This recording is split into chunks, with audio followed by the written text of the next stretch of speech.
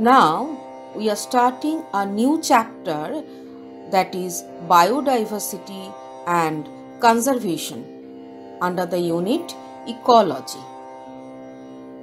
The term biodiversity was first coined by Walter G. Rosen, but this term was popularized by Edward Wilson. What is biodiversity? What does it mean? It is the totality of genes, species, and ecosystem of a region. That means it reflects the variety of organisms. Biodiversity is the occurrence of different types of ecosystems, different species of organisms and their variant like biotypes, ecotypes, gene adapted to different climates and environments of different regions, including their interactions and processes. This biodiversity ranges from macromolecules to biomes. Let me allow to explain. Within the living organisms, macromolecules are present. Macromolecules aggregate to form cell. Cells aggregate to form tissue. Different types of tissue, when perform a definite function, they constitute organ, and different organs, when perform the same function, that different organs constitute organ system. Organ systems assemble to form organisms. The number of organisms, a particular kind, present in a particular region at a particular time constitute population. Different populations together constitute community, and various community assemble to form biosphere. And on a larger scale, we use the term biome. But here we find there is variation in each and every level. Starting from the macromolecule to biome, we find there is variation, there is diversity. Broadly, this diversity can be summarized or can be discussed under three subheadings. That is, first one, genetic diversity, second, species diversity, and the third, ecological diversity. First one, genetic diversity. It is also known as alpha diversity.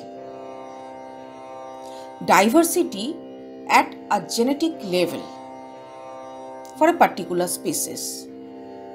If we take an example, then it will become easier for us to understand. If we consider rice, in India, more than 50,000 genetically different strains of rice plants are present. But the scientific name is Oryza sativa for all these varieties. Similarly, if we consider mango, Mangifera indica, in India, near about 1,000 varieties are present. Scientific name is same, but there is variation at the gene level, and which is responsible for giving different flavor, different color, etc. We can take one more example, medicinal plant Rauwolfia vomitoria, from which an important chemical is obtained, extracted, that is reserpine. It is an alkaloid and it is obtained from the root bark of this Rauwolfia vomitoria. It is used for the treatment of lowering blood pressure, hypertension, and also for snake bite. This Rauwolfia vomitoria is very common in Himalayan ranges, but when we consider the term of potency of concentration of this reserpine, that varies from the variety of these Rauwolfia vomitoria at the different level Himalayan ranges. In higher Himalayan ranges, in the plants, this reserpine concentration is much more when we obtain this reserpine from the Rauwolfia vomitoria, which grow the lower Himalayan ranges. So, genetic variation means variation of the species at the gene level. In the same way, we can take example of Rauwolfia serpentina, which is present in the Africa, but these Rauwolfia serpentina also vary in that chemical constituent reserpine, which grow in the different parts of the Africa. Now we are going to discuss about species diversity. It is also known as beta diversity, that is diversity at the species level. The number of species in a particular area or region is considered, and it varies region to region.